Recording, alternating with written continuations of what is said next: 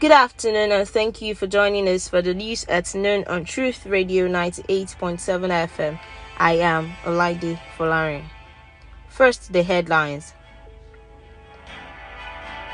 NEC to review implementation strategy of NSAS recommendations, Osinbajo.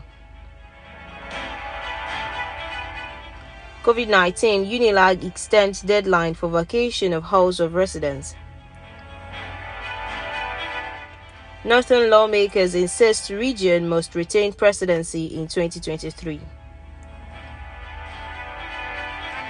Rice smugglers engage customs officers in gun battle, injure 4 officers. Edo festivals and award hold in September. Now the news info. Vice President Yemi Osinbajo says the National Economic Council (NEC) will meet to review the implementation strategy for reports of judicial panels on NSAS. Osinbajo's spokesman Laolu Akande briefed the State House correspondents after the virtual NEC meeting chaired by the Vice President on Thursday at the Presidential Villa, Abuja.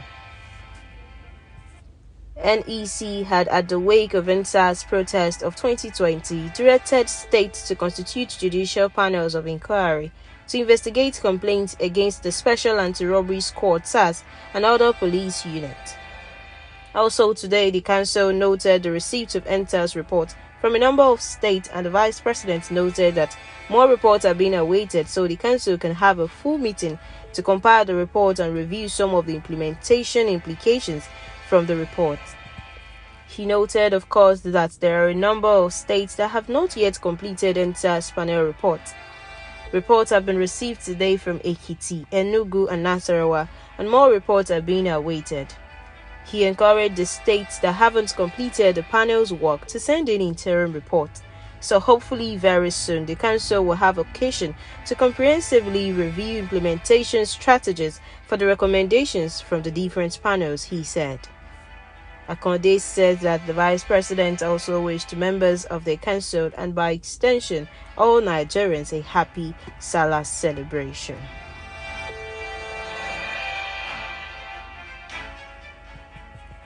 The University of Lagos Unilag has extended the deadline issued to students to vacate halls of residence to prevent COVID-19 spread. The institution made the disclosure in a statement issued on Thursday by its Principal Assistant Registrar, Mrs. Nonye Ogwama. Ogwama said that the deadline had been extended from noon of Thursday to noon of Friday. She said that the extension was to ease the burden of transportation on the students. She added that the university had dissociated itself from a report asking the students to return to campus on Monday.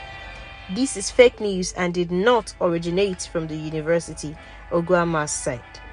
She described the report as malicious and misleading, saying that the lives of the students were of paramount concern to the university.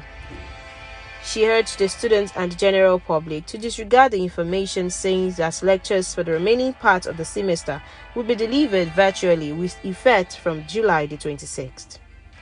The News Agency of Nigeria reports that the Senate of the University had, after an emergency meeting on Wednesday, directed all students to vacate their house of residence with immediate effect. The aim is to further check the spread of COVID-19 on campus. The Senate also directed that the house of residence would be locked indefinitely and advised students to move all their personal effects at once. It says that lectures for the remaining part of the semester would be delivered virtually.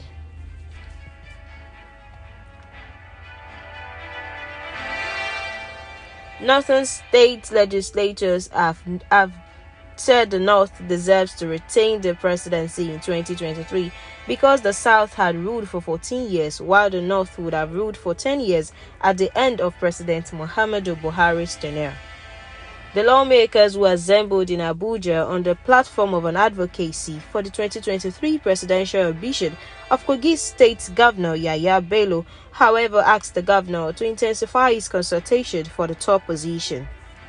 The meeting was attended by 4 delegates, each from 18 states in the northern part of the country. The convener of the meeting, Speaker of the Kogi State House of Assembly, Matthew Kolawole, called on the participants to support the 2023 presidential aspiration of Bello. Kolawole spoke about the useful energy and requisite cognate experience possessed by Bello, saying they are needed for the development of Nigeria. The communique of the lawmakers resolved as follows: that every legislator should go back home with a view to advocating and consulting his or her constituents and stakeholders on the presidential aspiration of Governor Yahaya Bello.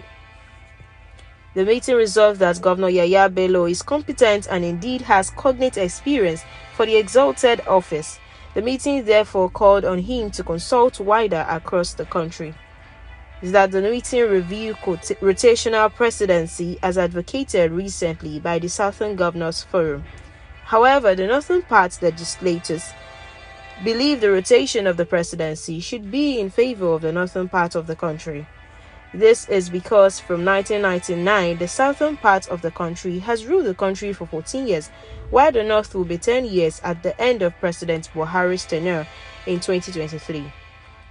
That a national working committee be constituted with a view to having wider consultation on the Governor Yahaya Bello presidential aspiration across the country.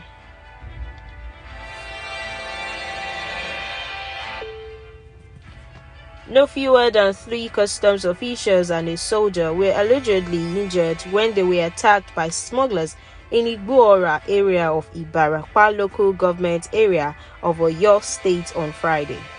Mr. Theophilus Duniya, Customs Public Relations Officer, Federal Operations Unit, Zone A, made this known in a statement issued on Saturday and made available to newsmen in Ibadan. Duniya said that the incident happened around 8 p.m. on Friday. The injured customs officers, who are operatives of the Zone A Federal Operations Unit, cited 8 trucks carrying smuggled foreign parboiled rice, whose drivers and armed accompanying passengers launched attack on the officers. One of the attackers was shot and disarmed, while others retreated with their smuggled wares. Investigations are ongoing to arrest and prosecute the attackers. All the attacked customs officers and soldiers, including one that was shot in the head, are receiving treatment, Duniya said. He said that the acting controller of the unit, DC Usman Yaya, condemned the attack and reiterates the uncompromising resolve of the service to suppress smuggling. The unit, according to the acting controller, will never relent or be intimidated by these unwarranted attacks by criminal elements unlawfully bearing arms and unleashing same on officers on legitimate duties.